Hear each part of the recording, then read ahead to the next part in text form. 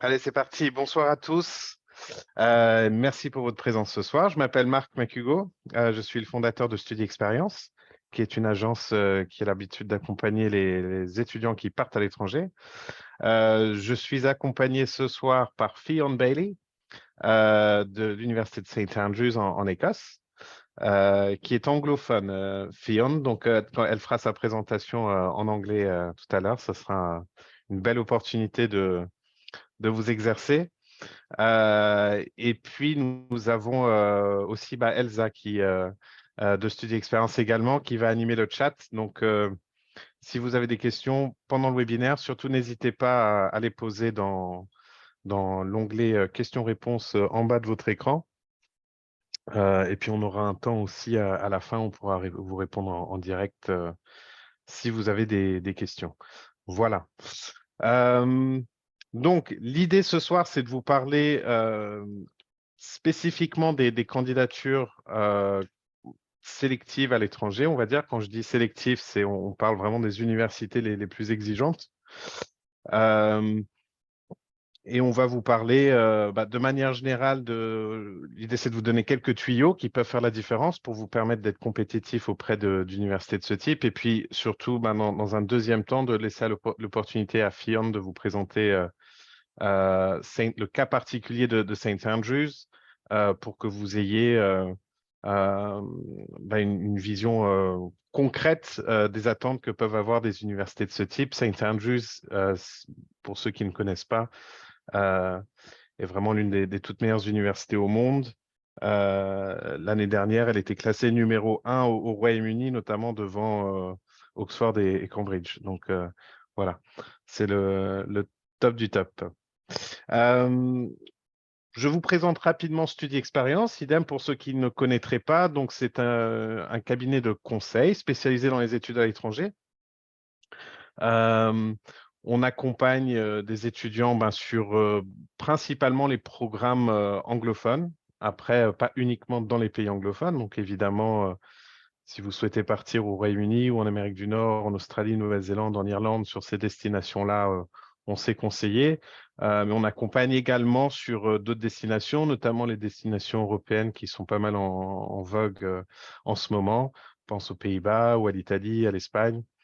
Donc voilà, notre expertise consiste vraiment spécifiquement à vous orienter dans un premier temps, donc cibler les bonnes universités, les bons programmes euh, qui vous correspondent en fonction du dossier scolaire que vous avez, des ambitions que vous avez, de vos préférences, du budget, et puis vraiment de vous coacher pour monter le meilleur dossier possible et vous accompagner tout au long de cette aventure jusqu'à votre installation sur place.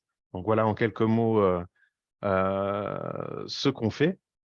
Ce soir, donc, cette présentation va se dérouler en deux parties. Je vais commencer par vous présenter de manière assez générale euh, quelques éléments qui font la différence réellement auprès des universités quand on cible le top du top.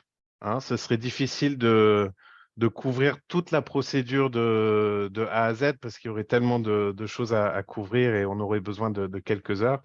Euh, mais voilà, on a identifié quelques points clés qui vraiment peuvent faire la différence. Euh, et puis, dans un deuxième temps, voilà, comme je vous l'expliquais, Fionn va vous prendre la parole pour vous parler de St. Andrews et de ses spécificités. Et puis, son expérience de manière générale est précieuse, je trouve, pour vous donner euh, une idée des attentes réelles d'université de ce type-là. Donc, elle pourra vous parler de St. Andrews, mais finalement, ce qu'elle va vous expliquer s'applique à beaucoup d'autres universités aussi, et pas qu'au Royaume-Uni d'ailleurs. Voilà, et puis à la fin, vous pourrez poser toutes les questions que vous avez si vous voulez nous solliciter en direct.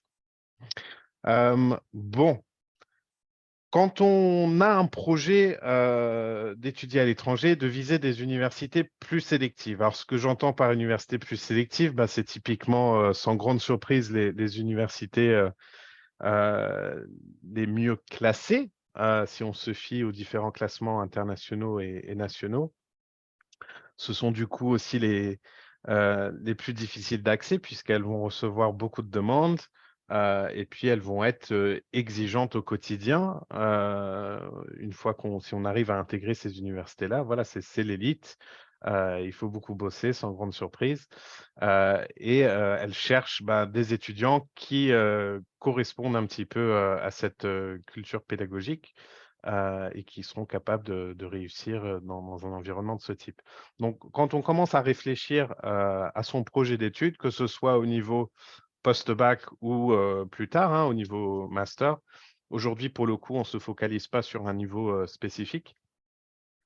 La première chose auquel vous devez commencer à réfléchir, c'est votre stratégie de candidature. C'est pas quelque chose, en principe, qu'on improvise à la dernière minute. Quand on vise, en tout cas, un certain type d'université et un certain niveau d'université. C'est quelque chose qu'il faut anticiper assez tôt, et il faut s'organiser de sorte à cocher finalement un maximum de cases pour être éligible ou intéressant aux yeux des universités qu'on cible. Hem Et donc, quand on parle de stratégie de candidature, ça couvre plein de choses, mais notamment, donc évidemment, votre dossier académique qu'il faut commencer à soigner, plusieurs années, à l'avance, et on va en parler dans un instant. Vous aurez sans doute des tests d'admission à préparer et à passer. Peut-être la partie la plus importante, ce sont tout ce qui est activités, supra et extrascolaires, et donc ça, je vais pas mal me concentrer là-dessus, dans un troisième temps. C'est vraiment, à mon sens, le point qui fait toute la différence auprès de ces universités. Et puis de manière générale, il faut le bon timing, il faut se préparer, dans les temps et postuler dans les temps pour avoir une chance d'être, admissible auprès de ces universités. Donc finalement, les points qu'on va aborder là ce soir, c'est ce qui constitue, en tout cas en partie, cette fameuse stratégie de candidature, à laquelle donc on réfléchit, souvent plusieurs années à l'avance, du moins, au moins 1 an, 1 an en avance. Donc si on pense à ces universités au niveau post-bac, c'est quelque chose auquel il faut commencer à réfléchir dès la première.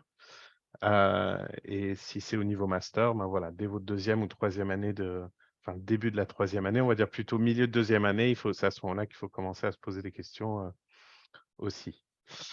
Bon, que vont regarder les universités les plus sélectives quand elles vous sélectionnent? La première chose, évidemment, c'est le dossier scolaire, en fait, tout bêtement. Hem, c'est vrai que, sans grande surprise, je pense, il faut de bonnes notes pour pouvoir être éligible aux meilleures universités. Elles vont vous sélectionner, en grande partie sur cette, base-là. Et je pense qu'il y a 2 points surtout qu'il faut garder en tête. C'est qu'il faut être, souvent, assez régulier. Donc, ce que j'entends par régulier, c'est avoir plutôt de bonnes notes partout, hein. C'est moins bon si on a d'excellentes notes en mathématiques, mais qu'en littérature, on est moins fort, par exemple. Hem, il faut généralement des bonnes notes partout. Hem, Ça, c'est le premier point. Et puis le 2e point qui vient pas forcément faciliter les choses, c'est que ces universités s'attendent souvent à ce que vous vous mettiez un petit peu, en danger, ou du moins un petit peu en difficulté, en sélectionnant les matières les plus difficiles, ou du moins les plus challenging, hein. Il faut, hem, par exemple, quelqu'un qui s'intéresserait, à des études, scientifiques, au Royaume-Uni ou aux États-Unis, on va s'attendre à ce qu'il ait pris l'option mathématiques, experte, enfin la spécialité maths experte, puisque c'est ce qu'on peut faire de plus difficile, on va dire, dans le cadre du bac français en mathématiques. On va s'attendre à ça, et on s'attend aussi à ce que vous l'ayez, cartonné. Alors ceci s'applique dans le cas particulier d'un étudiant qui voudrait faire des études plutôt axées, scientifiques. Évidemment, si vous voulez faire des études de littérature, c'est moins, on va moins aller vous chercher là-dessus. Mais malgré tout, même si vous voulez faire des études de littérature, il faut quand même un dossier scolaire qui est, solide, régulier, avec de bonnes notes un petit peu partout. Heu, je pense qu'il faut bien comprendre, quand on parle des meilleures universités du monde, qu'il y a une espèce de surenchère qui se met en place par rapport à la demande des étudiants qui excède très largement l'offre disponible. Et qu'à partir de là, ben, les universités vont parfois devoir chercher un petit peu la petite bête pour distinguer des étudiants. Et donc, ça fait vraiment une grosse différence. Qu'on l'aime ou pas et qu'on soit d'accord avec ce principe ou pas. Donc, premier point, si on vise le top du top, il faut des bonnes notes partout et sur une durée assez longue. Donc, si on parle du post-bac, on va évaluer en principe vos notes des 2-3 dernières années, du moins les notes du lycée, donc seconde, première, terminale. Et si on parle d'études au niveau master, ben, on va regarder l'ensemble de votre parcours en licence, donc les 3 années de licence. On va vous attendre au tournant par rapport à ça. C'est pas le drame international nécessairement si en seconde, par exemple, vous aviez de moins bonnes notes et que vous avez ensuite progressé. Il vaut mieux ça, en tout cas, que l'inverse, d'avoir de très bonnes notes en seconde et puis de dégringoler derrière. Mais bon, quand même, si on vise le top du top, il faut de bonnes notes. Voilà, je pense que là, jusque-là, il n'y a personne qui va être surpris par ce constat-là. La deuxième chose que vont regarder les universités pour faire un tri, alors là, cette fois-ci, ce que je vais vous expliquer là, ce n'est pas systématique, mais il y en a quand même pas mal. Ce sont les tests d'admission. Et certaines universités vont se servir de ces tests d'admission pour faire un premier tri au niveau des candidatures qu'elles reçoivent. Hein. Si on s'appelle l'université d'Oxford, par exemple, ou l'université de Cambridge, ben, elles reçoivent tellement de demandes c'est difficile de vraiment étudier tous les dossiers de manière détaillée, de regarder toutes les notes de chacun, de lire toutes les lettres de motivation, de faire des entretiens avec tout le monde. C'est juste pas réaliste. Donc, ce qu'elles ont mis en place pour filtrer un petit peu ces demandes-là, ce sont des tests d'admission, des tests de compétences qu'on peut un petit peu comparer finalement aux concours qui existent en France, les concours des grandes écoles, par exemple, ou des choses comme ça. Il en existe au niveau post-bac. Il existe aussi des concours au niveau master. Vous aurez peut-être entendu parler du GMAT, par exemple, qui est un examen que requièrent certaines universités pour accéder à des formations commerciales au niveau master. Donc, ces tests-là servent à filtrer un petit peu les demandes. Et donc, en fonction des résultats que vous obtenez à ce test, il se peut que votre dossier soit étudié ou pas. Admettons que 1000 étudiants passent un test pour rentrer dans l'université X. L'université va peut-être dire, OK, sur les 1000 qui ont passé le test, on va étudier les dossiers des 200 meilleurs étudiants. Donc, finalement, les tests d'admission, dans beaucoup de cas, c'est la clé pour rentrer dans la conversation, on va dire, pour mettre le pied dans la porte. Si vous cartonnez pas le test d'entrée, même avec les meilleures notes du monde, le meilleur dossier scolaire du monde et même avec une super lettre de motivation et plein d'extrascolaires et tout ça, vous n'aurez pas l'opportunité finalement de montrer tout ça à l'université si dans un premier temps, vous ne cartonnez pas le test d'admission. Alors, toutes les universités ne demandent pas ces tests d'admission. Vous allez voir par exemple dans un instant que St. Andrews ne requiert pas particulièrement de tests d'admission, à l'exception près des études de médecine, où là pour le coup, il y a un concours à passer. Mais voilà, c'est pas rare. Vous avez le SAT, par exemple, que requièrent en principe les universités américaines. Ça, c'est quelque chose qu'il faut vous attendre à devoir passer si vous voulez cibler une certaine catégorie d'universités américaines. En revanche, toutes les universités vont vous demander un test d'anglais. Le plus connu des tests d'anglais, celui que, en tout cas, nous, on recommande le plus aux étudiants, c'est l'IULTS. Qui est passé, vous pouvez le passer un petit peu partout en France. Et il est reconnu par toutes les universités internationales. Alors, ce test-là, c'est pas comme un concours, c'est-à-dire qu'il ne faut pas nécessairement viser la meilleure note possible. Ce n'est pas parce que vous avez un score parfait à l'IULTS que vous avez plus de chances de rentrer à l'école qu'un autre étudiant qui a une moins bonne note.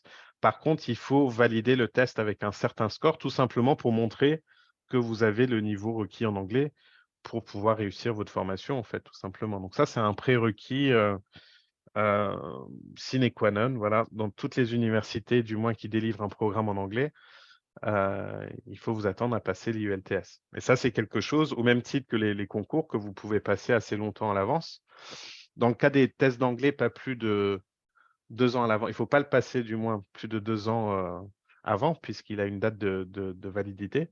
Mais par contre, vous pouvez commencer à le préparer et pourquoi pas même, faire un premier test blanc ou même le passer une première fois assez tôt pour vous laisser la possibilité de le repasser un petit peu plus tard.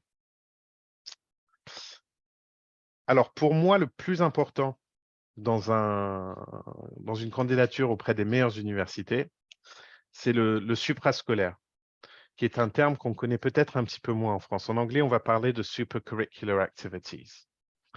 Hem, c'est quoi une activité suprascolaire? Eh bien, tout simplement, c'est une activité que vous faites en dehors du temps scolaire, c'est-à-dire qu'en dehors de l'école ou de l'université, mais qui est toujours en rapport avec vos intérêts académiques, et donc en rapport avec, ce que vous souhaitez étudier concrètement. C'est à ne pas confondre avec l'extrascolaire qui, pour le coup, correspond à quelque chose que vous faites en dehors de vos cours également, en dehors du lycée, mais plutôt, dans l'esprit de vous épanouir dans d'autres domaines, par exemple le sport ou faire du bénévolat ou des choses comme ça et ça, c'est important aussi. C'est important de faire ça aussi, mais c'est pas aussi important à mon sens que le suprascolaire. Parce que ce que cherchent les universités, en tout cas les plus sélectives, ce sont des étudiants qui ont un projet, plutôt mûri, qui savent justifier de leur projet d'études, savent expliquer pourquoi ils veulent étudier tel ou tel, domaine, hem, en s'appuyant, ben, sur des expériences concrètes, et sur des exemples précis. Alors, c'est quoi les activités suprascolaires? En réalité, il y en a plein, mais, pour vous donner quelques exemples, la base, c'est peut-être la lecture, tout simplement. C'est important de lire, et de lire des choses, voilà, que vous impose pas forcément le programme scolaire. Hem, c'est important de développer votre culture générale, d'être curieux de manière générale. C'est important d'avoir cette rigueur, de lire beaucoup et de pouvoir, réfléchir à des textes, pouvoir, les analyser de manière critique et en débattre, puisque ça fera aussi partie des habitudes que vous devez avoir quand vous êtes à l'université. Et si on prend je vous mets en exemple, Oxford à nouveau pour un étudiant qui irait faire de l'histoire à Oxford, par exemple, ben, on s'attend à ce qu'il lise une quinzaine de livres par semaine, quand il est à l'université. Ce qui paraît, beaucoup souvent quand on n'a pas l'habitude. Hem, alors, juste les étudiants apprennent à lire vite et puis à sélectionner, évidemment les parties des ouvrages qui sont pertinents, ou pas à leur apprentissage. Hem, mais malgré tout, ils passent beaucoup de temps, chaque semaine, à lire et puis dans un deuxième temps, on peut pas vraiment se cacher non plus, c'est-à-dire que vous allez voir notamment avec la présentation de Fillon dans un instant, que les cours dans ces universités-là sont plutôt assurés en petit comité, avec cette notion de tutorat qui est importante.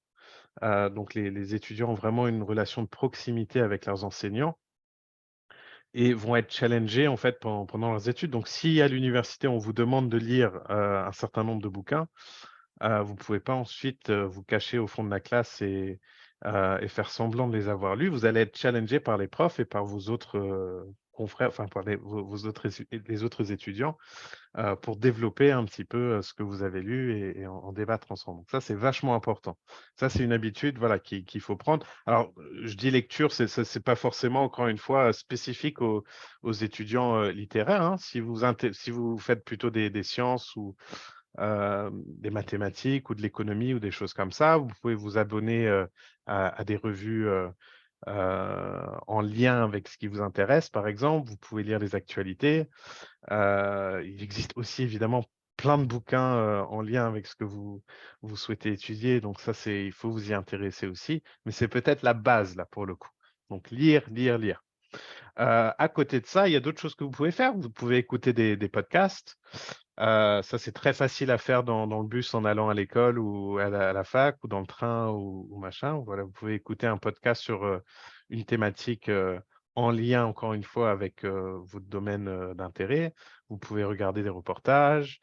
Vous pouvez visiter des musées, participer à des conférences. Pourquoi pas faire des stages en entreprise. Vous avez aussi ce qu'on appelle les MOOC. Les MOOC, ce sont les Massive Open Online Courses, je crois, si je ne me trompe pas. Et ça, c'est des cours que vous pouvez faire souvent gratuitement en ligne, auxquels donc, vous pouvez accéder très facilement. C'est des cours qui sont délivrés souvent par de très grandes universités. Et vous pouvez, c'est une bonne manière d'aller explorer un sujet. Donc, admettons, vous voulez faire des études de biologie animale à l'université. C'est pas un sujet que vous aurez eu l'occasion, je pense, de faire véritablement de manière très approfondie au lycée. Eh bien là, vous pourriez tout à fait choisir de faire un cours spécifique dans ce domaine-là qui est assuré par Harvard ou par St. Andrews, pourquoi pas, ou autre, et avoir l'opportunité du coup de découvrir ce sujet et peut-être vérifier qu'il vous intéresse bien. Donc, il y a plein de choses que vous pouvez faire. Et souvent, je fais le parallèle d'ailleurs, en tout cas pour les étudiants qui visent le top du top en termes d'université, je fais le parallèle entre les sportifs de très haut niveau et ces étudiants-là. Ce que j'entends par là, c'est qu'un sportif de très haut niveau va avoir une certaine hygiène de vie et va être extrêmement investi dans son sport au quotidien, enfin toute la journée, H24, en fait, il va être un petit peu obsédé par ça. Et quelque part, pour accéder aux toutes meilleures universités du monde, ben, c'est quelque chose de similaire qu'il faut envisager, mais version académique finalement. Donc, plutôt que d'aller regarder les séries ou des films sur votre temps libre ou de sortir en boîte ou je ne sais pas quoi, eh bien, vous pouvez faire autre chose, vous pouvez lire, ça paraît peut-être moins excitant comme ça. Mais c'est la réalité, c'est ce qui va vous permettre vraiment de vous distinguer par rapport à d'autres candidats dans un deuxième temps. Parce qu'en faisant tout ça, vous allez alimenter beaucoup de choses. Vous allez déjà, dans un premier temps, conforter votre choix de filière. Donc, si vous hésitez entre différents domaines d'études, par exemple, bah, le fait de lire beaucoup ou de suivre des MOOC dans ce domaine-là, ça va peut-être vous permettre de conforter ce choix, un choix particulier d'orientation, ou alors plutôt vous indiquer que ce n'est pas forcément ce qui vous intéresse le plus. Ça va vous permettre aussi d'étoffer vos lettres de motivation et votre argumentaire dans le cadre d'un entretien, par exemple. C'est vrai que une lettre de motivation, alors je sais que Fion d'ailleurs va parler des lettres de motivation dans sa partie, donc ça sera intéressant de confronter un petit peu les points de vue par rapport à ça. Mais quand on explique dans une lettre qu'on souhaite étudier quelque chose à l'université X, bah, ça ne suffit pas de dire eh ben, je souhaite étudier le business parce que depuis que je suis tout petit, je sais que j'ai envie d'avoir mon entreprise et d'être riche. C'est un petit peu léger comme argumentaire. Il faut pouvoir puiser dans vos connaissances personnelles et dans vos expériences personnelles pour pouvoir justifier chacun de vos arguments avec des exemples et des illustrations concrètes, en fait. Et ça, vous l'alimentez avec le suprascolaire. Et c'est pour ça, encore une fois, qu'on parle d'une vraie stratégie de candidature. C'est que ça, si vous entamez ce travail et cette réflexion-là quelques jours ou quelques semaines avant les échéances et les dates limites des universités, vous n'allez pas avoir le temps de préparer tout ça et d'approfondir toutes ces connaissances et de postuler dans de bonnes conditions finalement. C'est pour ça qu'il faut s'y prendre parfois 1 an, 2 ans à l'avance pour avoir le temps de constituer un petit peu votre base de données d'exemples et de connaissances dans votre esprit. Voilà. Alors, comme on aborde bien le suprascolaire, eh bien, surtout, il faut faire des choses qui vous intéressent. Il faut tant qu'à faire que ce soit agréable. Il ne s'agit pas non plus d'aller faire des choses uniquement pour que ça fasse bien sur le CV. Hem, Si vous voulez étudier de l'histoire, on espère que vous êtes passionné par ça et que c'est un vrai plaisir pour vous de lire des livres d'histoire ou d'aller visiter des musées ou de suivre des cours en plus, par rapport à ce domaine-là. Il faut que ce soit une passion. Hem Et c'est là aussi que ces universités d'élite absolue se distinguent des autres, c'est qu'elles cherchent quelque part de futurs chercheurs, des personnes totalement, épris de leur domaine, totalement passionnés, qui ont envie de s'investir là-dedans tout le temps et à fond. Hem, il faut être ouvert d'esprit tant qu'à faire, prêt à aller, recevoir de nouvelles idées, de nouvelles approches, en discuter avec, d'autres personnes et en débattre. Ça, c'est essentiel parce que aussi quand vous êtes dans le système, anglo-saxon, l'approche et la culture pédagogique n'est pas la même. Il y a beaucoup d'interactions entre les profs et les étudiants. C'est plutôt mal vu d'être discret dans son coin. On va s'attendre à ce que vous soyez vraiment actif dans votre apprentissage et donc, encore une fois, le fait d'avoir, des activités, suprascolaires et de vous investir là-dedans, c'est une bonne préparation aussi à ce que donnerait l'université, dans un deuxième temps, une fois que vous êtes admis et que vous suivez votre formation. Et puis ça va vous donner une bonne base méthodologique aussi pour réussir les travaux que vous faites, les dissertations que vous allez écrire, les présentations que vous allez faire. Hem, En faisant le lien entre vos différentes activités, en ayant cette habitude d'illustrer vos arguments avec des exemples précis, hem et en réfléchissant de manière active et critique, bah, c'est les atouts qu'il vous faut pour être performant et produire des travaux de qualité dans ces universités-là. Hem Et vous allez pouvoir montrer, encore une fois, par A plus B, pourquoi vous êtes enthousiaste pour la filière que vous visez, heu et en quoi vous serez une bonne recrue pour les universités, si elles donnent une suite favorable à votre, dossier. Et puis peut-être un autre point à souligner, c'est qu'en faisant ces choses-là, donc sur votre temps libre, en dehors du temps scolaire du moins, vous allez montrer que vous êtes autonome dans votre apprentissage, et que vous savez prendre des initiatives par rapport à ça, et réfléchir de manière, totalement indépendante. Et ça, c'est critique parce que dans les systèmes anglo-saxons plutôt, on a des systèmes où vous avez moins d'heures de cours, en présentiel et beaucoup de travail indépendant à réaliser. Il faut faire pas mal de recherches par soi-même.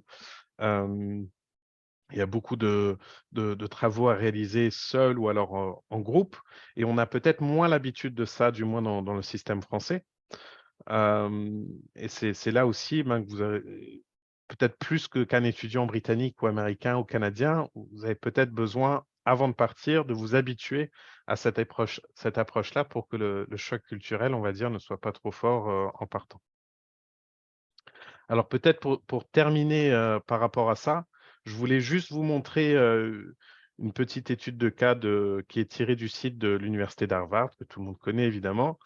Hem, Si vous allez faire un tour sur leur site, vous verrez qu'il y a une section sur, ce qu'ils recherchent en fait comme étudiants. Qu'est-ce qu'il faut, alors ça ne veut pas dire que si vous cochez toutes ces cases-là, vous serez forcément pris, mais ça vous donne quand même une bonne indication, hem bah, de ce qu'il faut investir comme, effort et comme temps pour pouvoir rentrer dans la discussion et être potentiellement éligible auprès de cette université-là. Donc elles vont poser ce type de questions-là. Est-ce que vous estimez avoir atteint votre potentiel académique maximum? Ou est-ce que vous avez, cherché à vous dépasser? Est-ce que vous ils veulent finalement des étudiants qui sont capables de se soumettre à une pression forte, qui sont prêts à se dépasser et aller au-delà du programme, qu'on leur impose, au sein du système scolaire. Ils veulent savoir comment vous utilisez votre temps. Mais à côté de ça, ils veulent savoir si au-delà de l'investissement que vous fournissez sur le plan scolaire, est-ce que vous avez d'autres choses dans la vie? Est-ce que vous avez d'autres intérêts? Est-ce que vous investissez auprès de votre communauté, par exemple? Hem, Est-ce que vous faites de l'extrascolaire? Est-ce que vous êtes sportif? Voilà, toutes ces choses-là, bah, c'est un peu ça peut être impressionnant et c'est vrai que on se dit: «Comment je vais comment je vais réunir toutes ces choses-là et arriver à faire toutes ces choses en étant performant, sans saboter, votre parcours académique?» parce que l'idée, c'est pas non plus de vous mettre en difficulté et de vous mettre trop de pression. Hem, mais il faut savoir aussi que si on vise ce type d'établissement-là, bah, c'est le type de pression effectivement qui vous sera, à laquelle vous serez soumis. Et voilà, il faut en avoir conscience avant de postuler parce que encore une fois, ces universités-là, finalement, c'est pas non plus pour tout le monde, en fait. Même si vous en avez les capacités, il faut être prêt derrière à jouer selon les règles du jeu une fois que vous y êtes et c'est pas ce qui convient à tout le monde. Donc il faut avoir conscience de ça. Au-delà des classements qui attirent beaucoup et quand on dit: «Je veux partir à l'étranger, mais uniquement pour intégrer l'une des meilleures universités» ou des choses comme ça, c'est très bien. Et si vous en avez les capacités, pourquoi pas, mais il faut aussi avoir conscience de ce que c'est au quotidien d'intégrer, des universités de ce type. Voilà. Hem Et donc si on résume un petit peu ce qu'on a vu, ensemble jusqu'ici, donc qu'est-ce qu'il faut? Quel est le profil idéal des universités d'élite? Des bonnes notes, OK, pas de surprise, très bonnes notes même, un bon niveau d'anglais, beaucoup de suprascolaire et de l'extrascolaire, c'est important aussi. Et il faut être investi aussi dans sa communauté. Alors ce que j'entends par là, c'est, Hem, bah, pourquoi pas faire du bénévolat ou montrer tout simplement en fait que vous vous intéressez, à l'autre en fait. Ça peut être donner des cours particuliers ou des cours de soutien, à d'autres personnes dans votre classe par exemple. Hem, Ça peut être, tout simplement parfois aller servir le thé dans des EHPAD, dans des maisons de retraite, des choses comme ça. C'est pas forcément des choses, heu hyper, impressionnante ou spectaculaire, mais il faut montrer que voilà, qu'au-delà de votre propre personne, vous vous intéressez un petit peu à la communauté de manière générale. Bon, pour terminer ma partie, je voulais juste quand même vous parler du timing qui est forcément très importante. Comme je vous le disais, tout à l'heure, il faut s'y prendre très tôt, en principe, pour postuler dans les grandes universités. On conseille en principe de s'y prendre jusqu'à 2 ans à l'avance. Donc parfois dès la seconde si vous vouliez partir post-bac ou dès le début finalement de la licence si vous réfléchissez au master. Alors c'est pas forcément un drame si vous y prenez plus tard, mais c'est vrai que pour mettre toutes les chances de votre côté, heu, c'est bien de commencer très tôt, et d'être sensible ou du moins d'être informé dès le départ des dates limites importantes.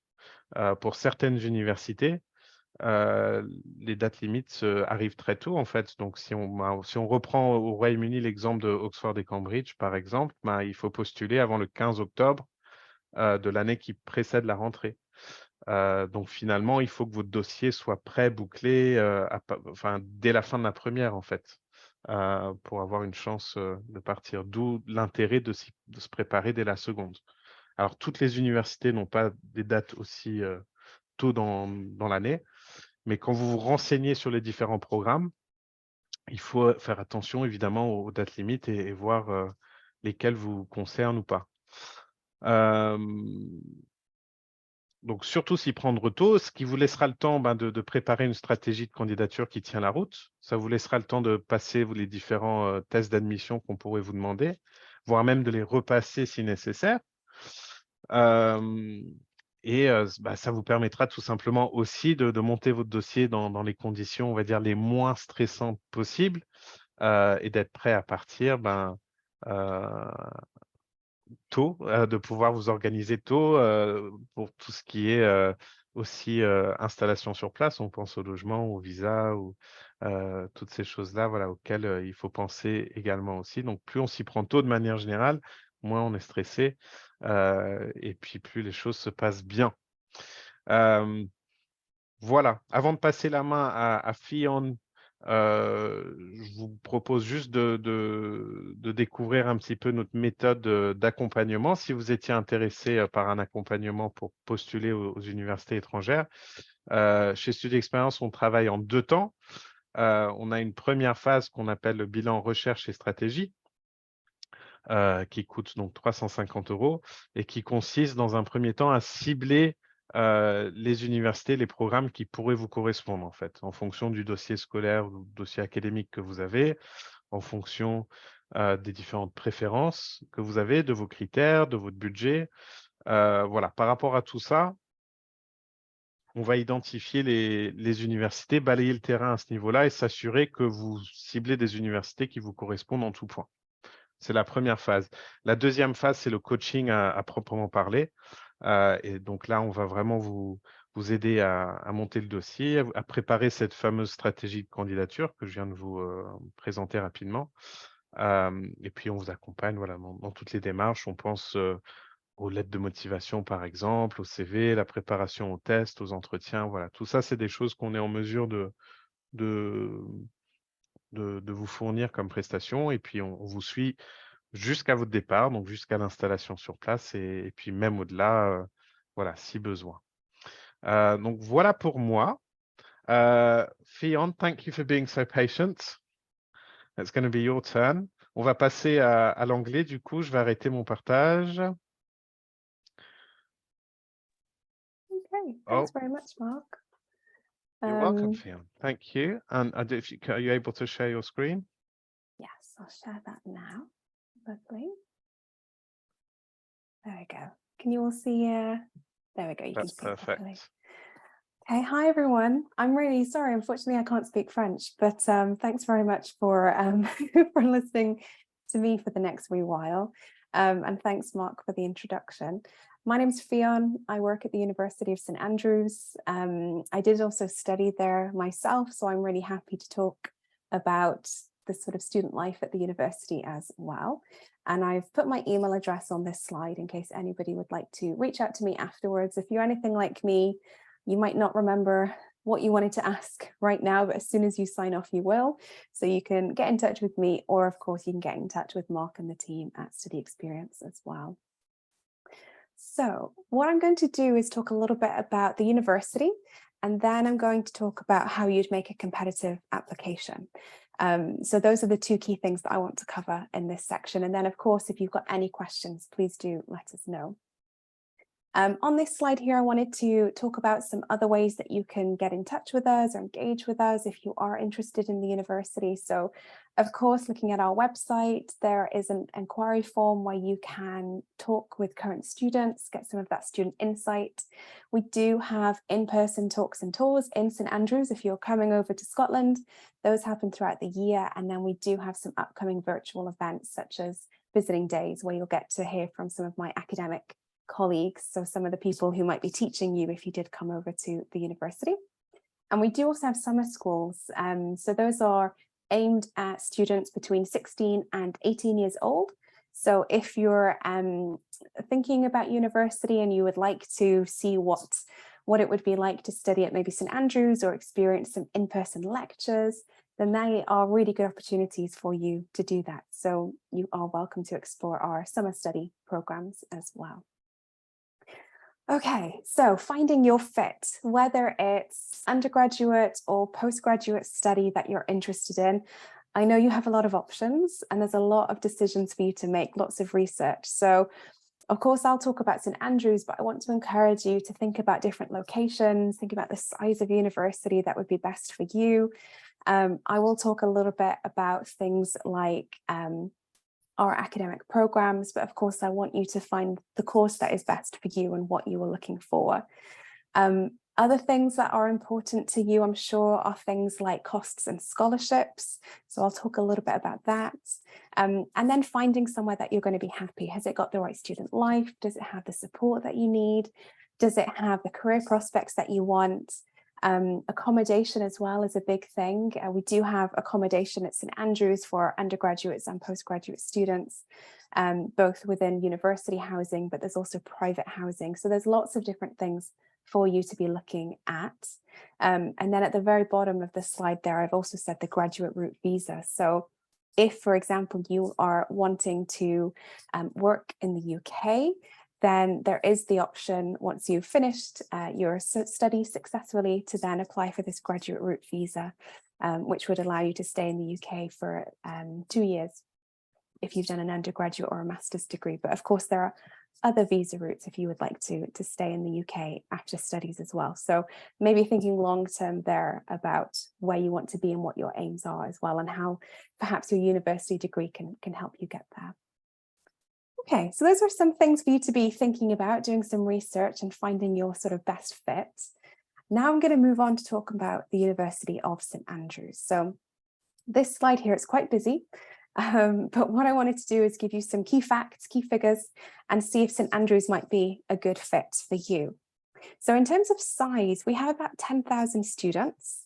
Almost half of the local population are students. So we're not a campus university, but you would be forgiven for thinking so. We really do take over the town of St Andrews. And so we have what we call town and gown relations, which are really important for us to make sure that our students and local population are all happy and working together. So we've got a brilliant environment that we are based in. We're also Scotland's oldest university, founded just over 600 years ago. So we've got some beautiful old buildings, which if I go back, you'll see some of them on this slide here. This is St Salvator's Quad, which is also behind me in my screensaver. So we've got some lovely old buildings as well as brand new modern facilities as well. It's a wonderful mix of old and new. And we do have a very international community of students. So about 45% of our students do come from outside the UK. We do have a number of students each year as well from France joining us, which is brilliant. So if you are looking for quite a diverse sort of community, and if you're looking to be somewhere with people from about 130 different countries around the world, then St Andrews would be a good fit for you. Now, of course, today we're talking about competitive universities making competitive applications. So of course, I wanted to highlight our rankings and our reputation. So you can see here that we are first in the UK, according to the Guardian University Guide this year, which we're very proud of. We're also first for student academic experience. So that's according to a survey that's filled out by graduates, and we're really proud of that one, especially because that's students themselves telling us that they're very satisfied with their experience at the university. In terms of the Guardian ranking, several of our academic programs are very highly ranked as well. So please do, as I say, look through our courses and see if you can find ones that suit exactly what you're looking for. But as I say, several of our academic schools have been ranked best in the UK. So please do look into those. I'd especially like to mention courses in the School of Art History, International Relations. Not only did they come first in the UK in the Guardian Guide, but they've also topped the Times and Sunday Times Guide 2023. So please do have a look through those. Of course, when I'm talking about rankings, of course, there is more to that. So it does have to be somewhere that you want to live, that you're going to be happy in, got the course that you want to study. But we are very proud of how we've ranked, so I want to mention it. And then a few other things before I move on. So career prospects, of course, hugely important. Whether you do want to stay in the UK, come back to France, or go on to work in another country, it's good to see there the stat. 96% of our students are either in work or further study within 6 months. And our Career Centre is there to help all students with that. Whether it's finding part-time work during their degree, internships during the breaks, or the work that you're going to do afterwards. The final thing I think I'll mention just before I move on is just the amount of support that you get. So you do have this 12:1 student to staff ratio.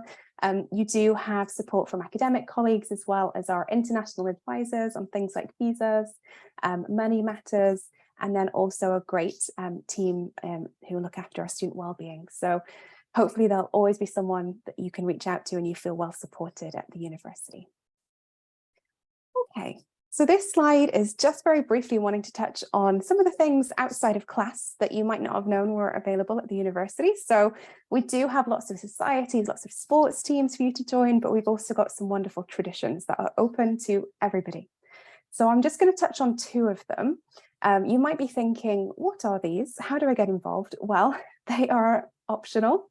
You join and do them if you would like to, but you don't have to. But I would say that having studied there myself, I did love the traditions. It's a great way to get to know people, and they are things that you will remember for a long, long time. This photo of people running into the sea, that happens on the 1st of May every year. Just as the sun is rising, there will be thousands of people on one of our beaches getting ready to jump into the sea. And it's supposed to wish you good luck with your exams and cleanse you of any academic sins you might have picked up that year. I will let you explore how you pick up academic sins in your own time. But that's quite a fun tradition that we have. And the other one I'll mention is the one underneath. So this is Raisin Weekend. We have a big foam fight. This happens every October. It is a costumed foam fight. I can't tell what these people are dressed as, but this is another strange and wonderful tradition we have. It's also to celebrate academic families. So all students can choose to become a member of an academic family if they want to. It's quite informal, but you might be asked if you want to join an academic family. And if you do, then this is something that you would do with your family. Okay.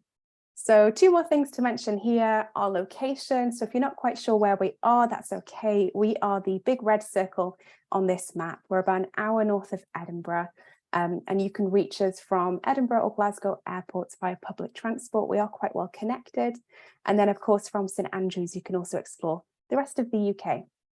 If you like hiking, or if you want to go over to explore some of those museums in Edinburgh and Glasgow and Dundee and some of our nearby big cities, then you can definitely do that.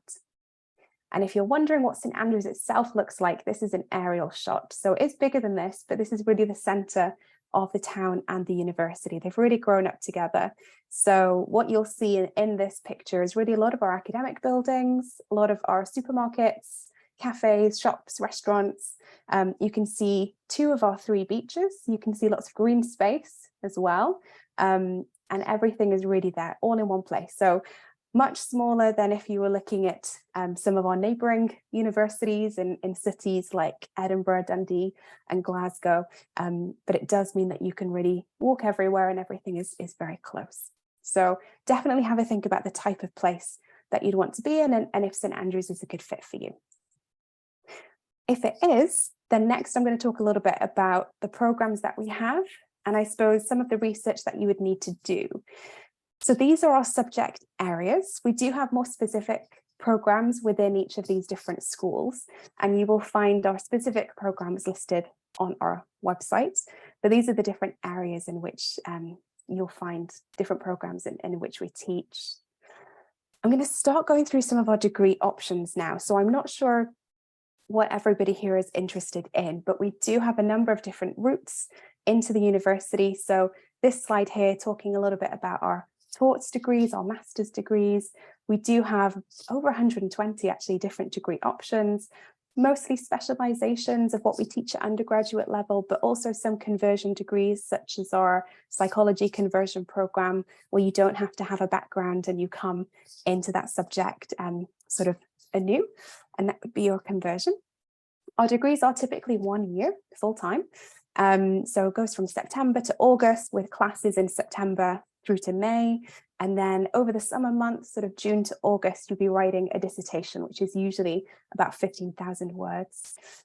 We do also have the MRAS, the Master of Research degrees, usually taught, but they do provide extensive research and sort of research methodologies training in those. I should mention as well, you've probably noticed the first word under taught degrees is MLit. That's our Master of Letters program. The reason it's called a Master of Letters is because our undergraduate students, they will graduate with a Master of Arts. We just have slightly different terminology, but it is similar to an equivalent to an MA in other parts of the world. So these are some of our Master's programs that you can be looking into. We do also have research degrees. So of course, we've got PhDs, which typically last 3 to 4 years. Very large variety of different research opportunities. The key thing here to tell you is that if you are interested in research, it's really to get in touch with a prospective supervisor and find out if there would be somebody willing to supervise you in your research degree, but you can find more information on the website about that. Other things, last thing here about postgraduate studies, just to briefly mention, we've got some new online postgraduate programs. So if anybody's looking at postgraduate study, you can see here some of our new flexible programs, and you can find more information on our website. They're very exciting, and as I say, they've just launched. So I wanted to highlight those to you. Okay, and then another thing to mention I think is important is the degree structure in Scotland for undergraduate study. So if you are in fact looking at undergraduate, you're looking to bachelor programs, then this is what you could expect. And this is another thing that I think you should know in order to make a competitive application to study at the University of St Andrews, is that our degrees are quite flexible. So the first 2 years of our standard degrees would allow you to pick up other subjects alongside what you actually study, what you're going to actually be studying. And the final 2 years, that's when that specialization comes in. You'll be narrowing down there, and you'll basically be focusing more on the subject that you're actually going to graduate in. So you do apply for one subject or two if it's a joint degree that you want to do. So you will just be applying for that. The other subjects that you pick up, you will decide those when you actually arrive at the university. So it's not something that you need to know right now. And there are some restrictions and things that you do need to discuss with an advisor. So that's all decided at that later time. Now I'm just going to go over to this next slide to show you just an example of how this would really work. So we've got someone at the top here in the Faculty of Arts, applied for ancient history. When they've arrived at the university, they've met with their advisor and they've decided to pick up Spanish and philosophy. Now, because they've enjoyed those two subjects, they've studied them for the first 2 years, got all the credits that they need, they've actually decided to change their degree. And this is where the flexibility comes in, because they've been allowed to do that. So they've actually graduated in a Spanish and philosophy joint degree, even though they applied for ancient history. So that's one of the benefits of the Scottish degree structure. There is this flexibility here for our bachelor programs. So if you, like this person, have studied a subject for the first 2 years and perhaps you prefer it, then you might be able to switch. The second example, someone's applied for biology. You can see that they have been picking up science subjects. You do tend to stick to your faculty, so arts versus science. In the second year, you tend to just narrow down and study 2 subjects. And then they've actually decided to specialize in marine biology. So that's a decision that they have made. These are things that you would decide in your second year. Now I'm just going to go back here because there's a few things to mention. So study abroad I've highlighted. Yes, for a lot of our programs, we do have study abroad opportunities at partner universities all over the world. So definitely look into those.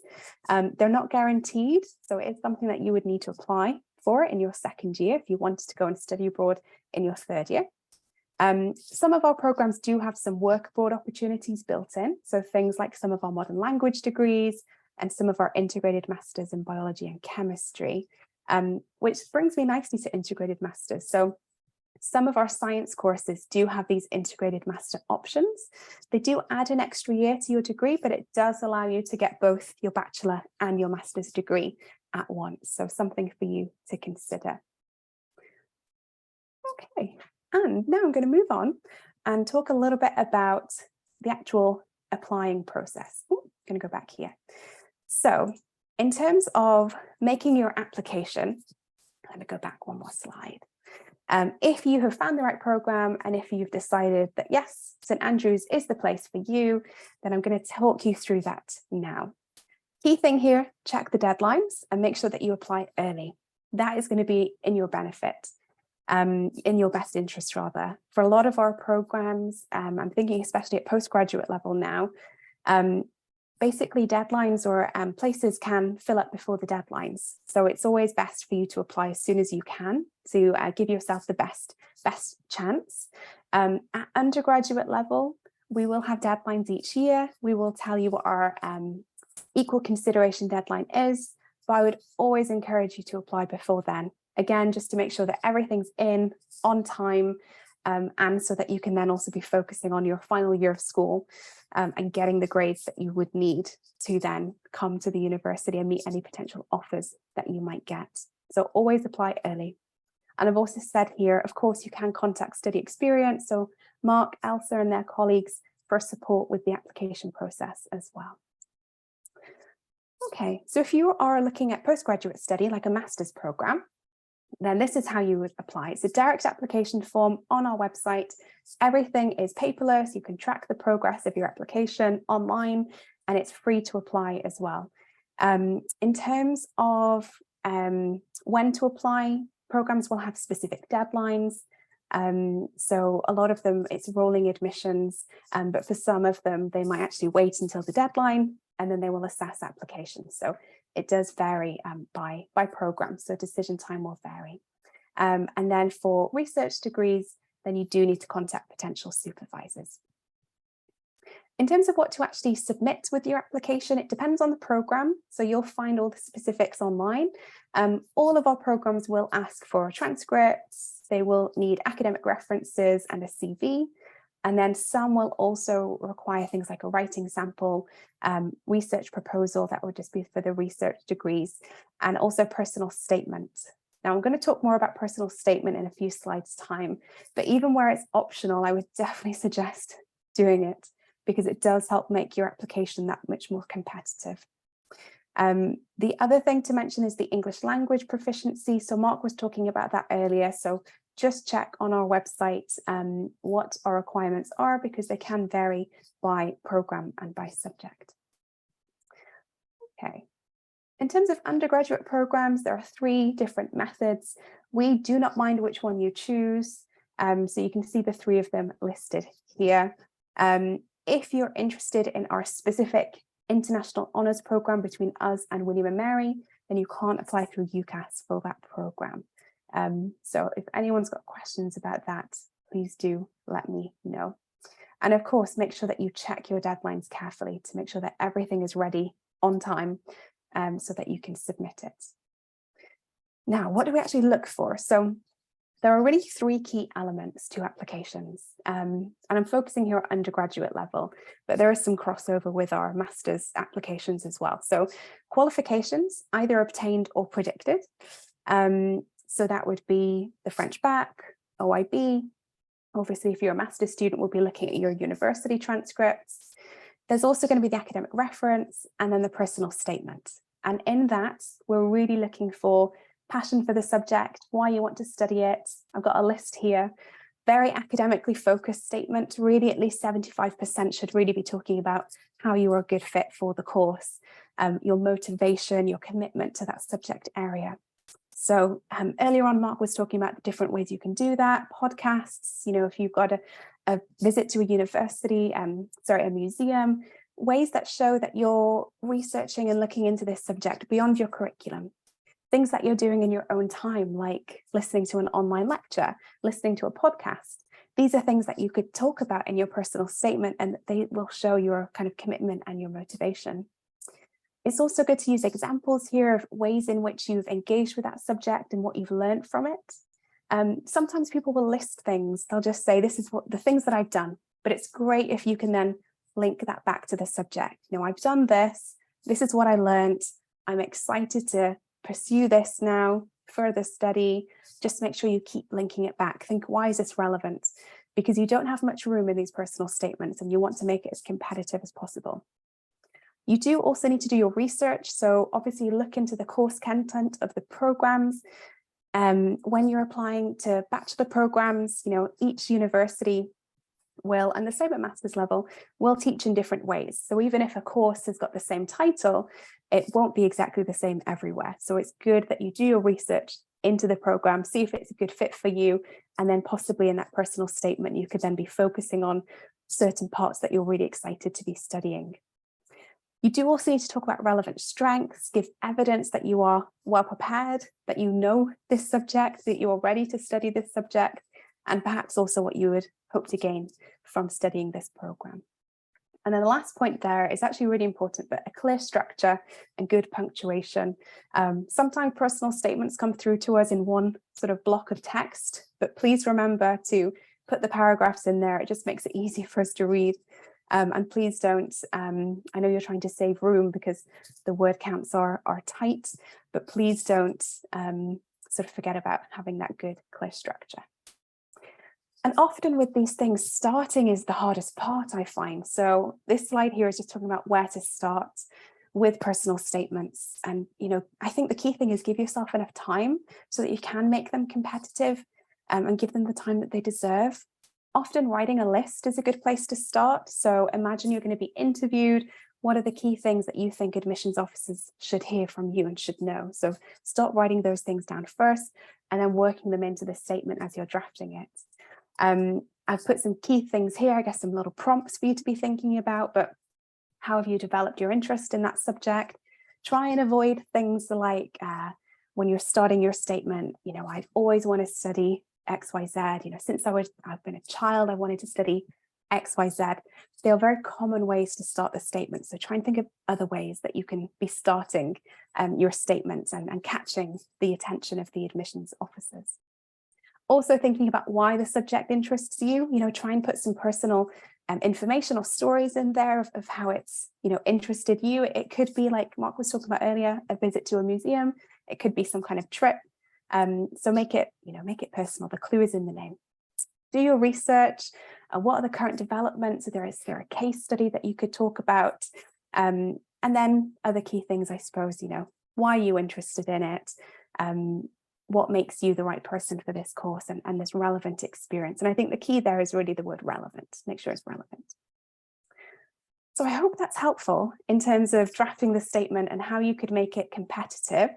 The final thing I wanted to talk about before bringing this presentation to an end is scholarships. I said I would come to this, but we do have a number of scholarships at the university. A number of them are based on either financial need or academic excellence. So again, just be checking the deadlines. So undergraduate level, our deadline has passed to apply for 2023 entry, and so are the scholarships. But our master's programs, many of them are still open, and many of the scholarships are still open as well. So just check the deadlines carefully, apply early. And also you don't need to wait for an admissions decision on your application to apply for our scholarship. So you apply to the university and then you can apply for the scholarships. So I hope that's helpful. You can find more information on the website there. But now I think I'm going to pass back over to Mark. I've got my email address here again and see if there's any questions. Thanks, Mark. Thank you, Fiona. That was brilliant. Right, any questions? Est-ce que vous avez des questions? C'est le moment, n'hésitez pas. Je crois que vous pouvez lever la main normalement pour qu'on vous donne la parole si vous voulez poser la question de vive voix, ou sinon hein, dans le Q&A, vous pouvez répondre aussi. In the meantime, Fiona, I think there was a question. Oh, hang on. We have Jade Bérénice. Je vous donne la parole. Tac. J'ai peut-être demandé à la mauvaise personne. Je me suis trompé. Tac. Je sais pas. Jade, est-ce que vous vouliez poser une question ou pas? Voilà. Oui, elle a levé la main. Elle a levé la main. Permettre. Ça y est. Tac. Yes, hello. I just had a question. For the French baccalaureate, when do we need to give the grades to the UCAS, like for the baccalaureate? Yeah. So it would be once you've received them. So it would be in July. So you can obviously apply with predicted grades. So, you know, you don't have to have got the grades in order to apply to the university. So yeah, apply with predicted grades. Oh, sorry, yeah. Yeah, even though if it's in July or. Yeah. Yeah, I mean, typically you have until the end of July, typically, to provide those results. We need to provide them on the UCAS platform. No, you'll have to send them directly to the university that's accepted you and that you want to confirm your place at. Okay, perfect. Thank you. Okay, no worries.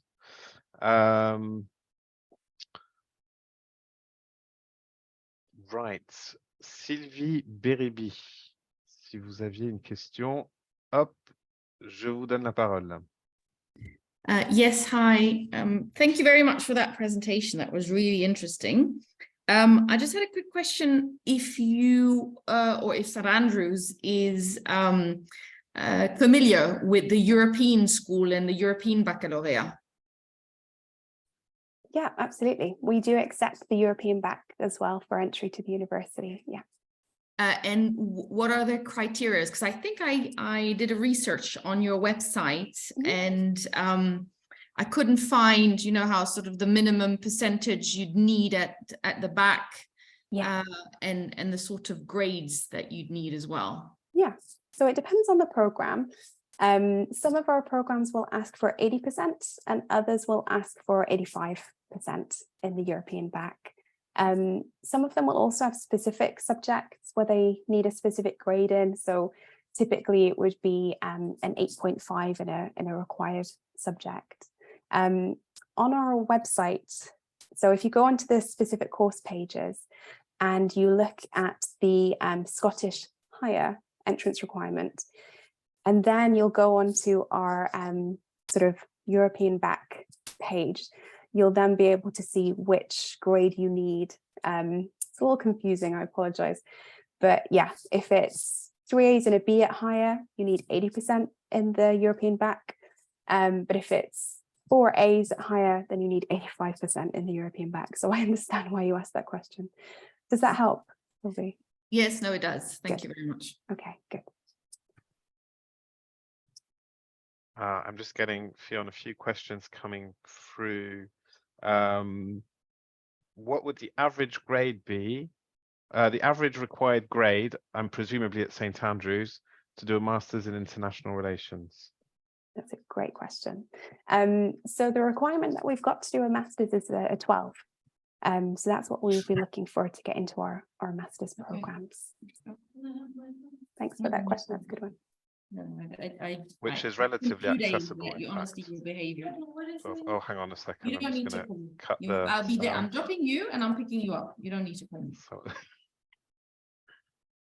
Okay, someone's getting told off.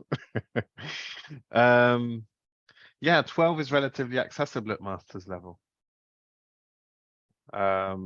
Which I think is explained by the fact that quite often, I suppose masters are quite niche, so you're looking for students that are really interested in their subject, presumably.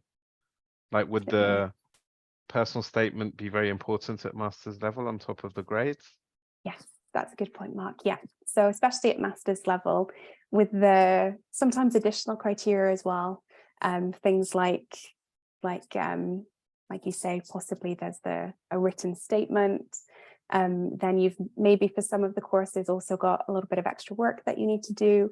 But I think as well with the masters being very specific courses, the statement is really important to show that you are really interested in studying that really specific area. So definitely, it's very holistic, our admissions process. So every different element is really key. I think actually the student who asked about entry requirements for the masters is in fact doing a British degree. So what's so would you ask for what, a 2-1? Yeah, 2-1. That's it. Thank you. There you go. What else do we have? Someone asking about the European, is a European mention on the French baccalaureate useful to get in?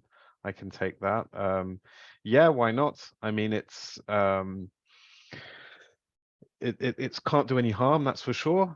It's an extra subject. It means you've done a bit more English, so it will presumably prepare you a bit better for university study, and it's a bit harder. So it comes also down to what I was saying in my presentation, that you need to do well in your studies, have good grades, but also choose challenging subjects and challenging study routes. So I think by doing the European mention on the French baccalaureate, it's definitely a good thing. It's not going to completely revolutionize your chances of getting in, but it's not going to do any harm, that's for sure.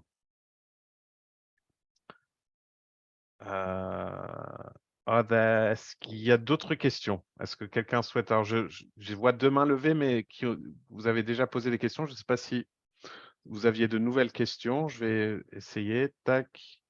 Jade Bérénice, est-ce que vous aviez une autre question? Oui, je veux une autre question par rapport au baccalauréat. Si on donne les notes, que ce soit en juin ou en juillet, quand est-ce qu'on aurait une réponse définitive concernant l'application? L'admission, pardon. Bah, en fait, dès lors que vous remplissez les conditions qui ont été stipulés par l'université. Enfin, il n'y a pas d'ambiguïté sur vos chances d'admission, en fait. Si l'université vous demande 15 et que vous validez le bac avec 15, vous êtes prise. Ok. Merci. Mais par contre, il y aura un délai, le temps que l'université tienne compte de vos résultats et mette à jour votre lettre d'offre et vous envoie les documents nécessaires pour confirmer votre place, payer les frais de scolarité, faire le visa et compagnie. Il se peut qu'il y ait quelques jours, parfois quelques semaines qui s'écoulent, mais elles ne peuvent pas retirer leur offre. Ok. Merci beaucoup. Tac. Bon. Any other questions?